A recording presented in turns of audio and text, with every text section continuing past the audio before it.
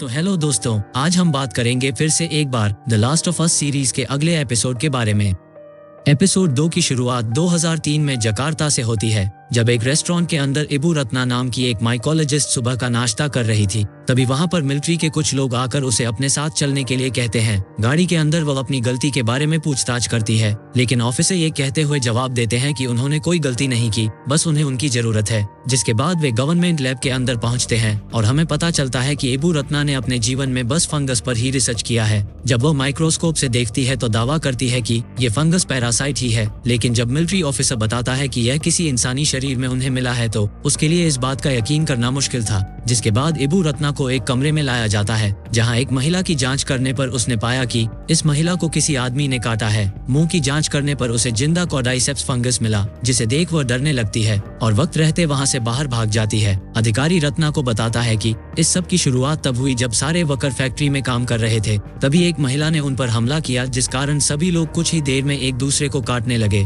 और ना चाहते हुए भी उन्हें उन लोगों को मारना पड़ा। लेकिन उस महिला के शरीर को जांच के लिए यहाँ लाया गया। तब इबू रत्ना को पता चलता है कि कई लोग अब भी बाहर हैं जो संक्रमण फैला रहे हैं, जिस कारण अधिकारी उससे इस बीमारी के और ना फैलने के उपाय और दवाएं जानना चाहता है। लेकिन अपनी पूरी जिंदगी इसी की रिसर्च करने में बिताने वाली औरत ने जवाब दिया कि इसका कोई इलाज नहीं है और ना ही कोई वैक्सीन। इस इन्फेक्शन को रोकने का बस एक ही उपाय है, सारे शहर में बमबारी करनी होगी ताकि इंसानों के साथ कोई संक्रमित बचने ना पाए।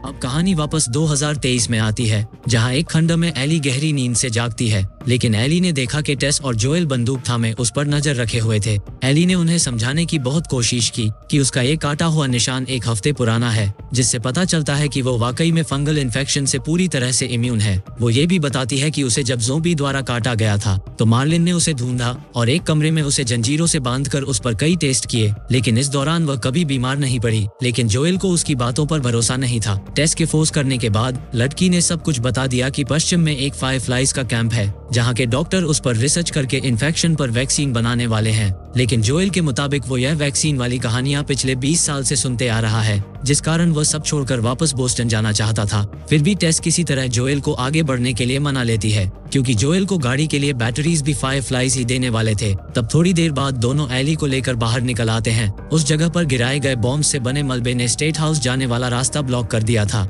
अब इनके पास दो रास्ते थे, कम खतरे वाला लंबा रास्ता या फिर मौत से मिलने वाला छोटा रास्ता। थोड़ी और बात करने के बाद उन्होंने होटल के माध्यम से जाने वाला लंबा रास्ता ही चुना। रास्ते में जाते समय एली ने बताया कि वो अनाथ है। कुछ दिनों पहले सबके मना करने के बावजूद भी वो अकेले मॉल के अंदर घुस गई थी। वहीं पर एक इन्फेक्टेड ने उसे काट लिया, जिस वजह से फायरफ्लाइज उसे देखते ही मारने वाले थे, लेकिन मार्लिन ने उसकी जान बचा ली। एली को लगता था कि बाहर की दुनिया इन्फेक्टेड लोगों से भरी पड़ी होगी, मगर बाहर हर जगह शांति है। थोड़ी देर बात करते हुए चलने के बाद उन्हें किसी संक्रमित के चिल्लाने की आवाज आई। जोएल बताता है कि इन्फेक्टेड आंखों की बजाय आवाज से शिकार का पता लगाते हैं। थोड़ी देर बाद जब वे होटल पहुंचते हैं, तब एली ने देखा कि वहां के कमरे में पानी भरा था। पानी ज्यादा गहरा नहीं था, जिस पर एली लॉबी में थोड़ा टाइम पास करने लगती है, लेकिन तभी उसके समझ आया कि वो लोग असल में कितनी खतरनाक जगह पर थे।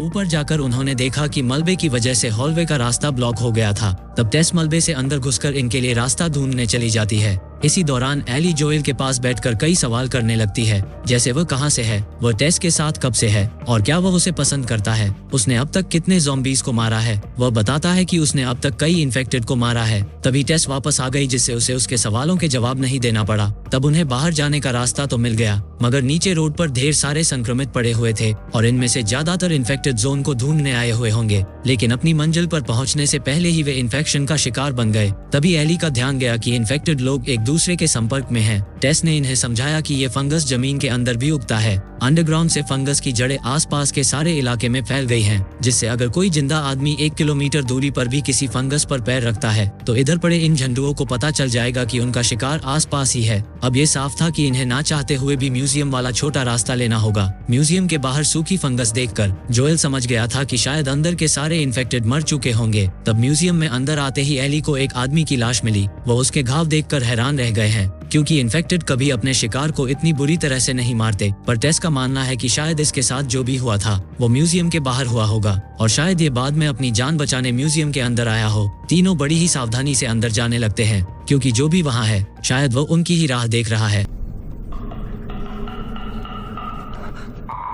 जिस कारण वे बिना कोई आवाज किए एकदम शांति से उस जगह को पार करने लगते हैं। लेकिन अचानक इनका सामना एक क्लिकर से हुआ, जिसे देखते ही तीनों की हालत देखने लायक होती है। तब जोएल एली को इशारा करते हुए बताता है कि क्लिकर उन्हें देख नहीं सकते, मगर इनके सुनने की शक्ति कमाल की है। मतलब जिंदा रहना है तो उन्हें बिना किसी आवाज के यहाँ से निकलना होगा। फिर ये तीनों किसी तरह छुपते हुए उस रूम के बाहर निकलने लगते हैं, मगर तभी एक और क्लिकर को अपने एकदम सामने खड़ा देख एली की सांस फूल जाती है और इतनी सी ही आवाज को सुनकर क्लिकर उन पर हमला कर देता है। जोएल तब उससे लड़ने लगता है और टेस एली के साथ वहां से भाग जाती है, लेकिन एक और क्लिकर उनका पीछा करने लगता है, जिस कारण एली दूसरी तरफ छिप जाती है और जोएल भी क्लिकर का ध्यान खींचकर छिप जाता है। मगर फिर एली को खतरे में देख उसे वहां से निकालने की कोशिश में वो गलती से सूखी फंगस पर पैर रख देता है, जिससे दोनों के बीच एक बड़ी लड़ाई शुरू होती है। लेकिन बाद में जोएल उसके मुंह पर शॉट देकर उसे मार देता है और जैसे ही दूसरा आता है टेस उस पर कुल्हाड़ी से हमला करती है और जोएल उसका हेडशॉट लेता है।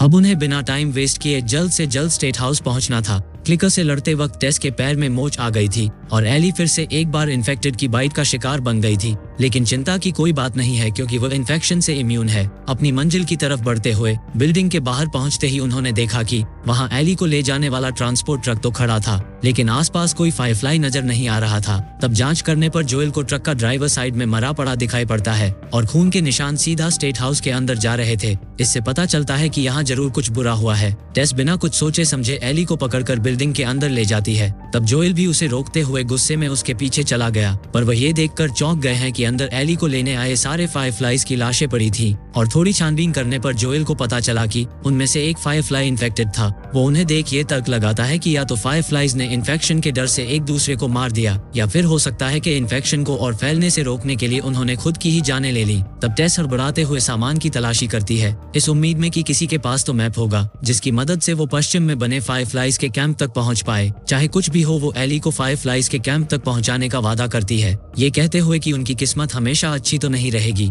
जिससे एली समझ जाती है कि वो उस लड़ाई के दौरान संक्रमित हो चुकी है। ये बात सुनकर जोएल चौंक जाता है और टेस उसे गर्दन पर बना मार्क दिखाकर इस बात को स्पष्ट कर देती है कि उसके पास अब ज्यादा टाइम नहीं बचा है। टेस के कहने पर एली ने जोएल को उसका काटने का निशान भी दिखाया, जो अब धीरे धीरे अपने आप ठीक हो रहा है। ये देखकर अब जोएल भी समझ गया कि वो इस इन्फेक्शन से इम्यून है। अब टेस चाहती है कि जोएल एली को लेकर फौरन फायरफ्लाइज के कैंप को ढूंढे, क्योंकि अब उसे ही मानवता को बचाना होगा। इससे पहले कि जोएल कुछ समझ पाए, एक अधमरे इन्फेक्टेड फायरफ्लाई ने एली पर हमला कर दिया, लेकिन जोएल ने फौरन उसे मार दिया। फिर धीरे धीरे जमीन पर बने फंगस की जड़ें उस इन्फेक्टेड फायरफ्लाई के कांटेक्ट में आने लगी, यानी आसपास के सारे इन्फेक्टेड ज़ॉम्बीज को उनकी लोकेशन का पता चल गया है और बस कुछ ही मिनट में इन्फेक्टेड का झुंड बिल्डिंग के अंदर घुस जाएगा। तब टेस ने जोएल को कहा कि वो जल्दी से एली को लेकर वहां से बाहर जाए, जबकि वो बिल्डिंग के अंदर ही रहकर इन्फेक्टेड को रोकने की कोशिश करेगी। लेकिन एली इस बात को मना करती है, लेकिन कोई और विकल्प ना होने के कारण जोएल ना चाहते हुए भी टेस को पीछे छोड़ने पर मजबूर होता है और एली को वहां से दूर खींचते हुए बिल्डिंग के बाहर ले जाता है। अंदर टेस फायरफ्लाइज के लिए फ्यूल और बॉम्ब्स को जमीन पर गिरा देती है। उसके प्लान के मुताबिक इन्फेक्टेड के अंदर आते ही टेस धमाका करके खुद के साथ उनको भी उड़ा देगी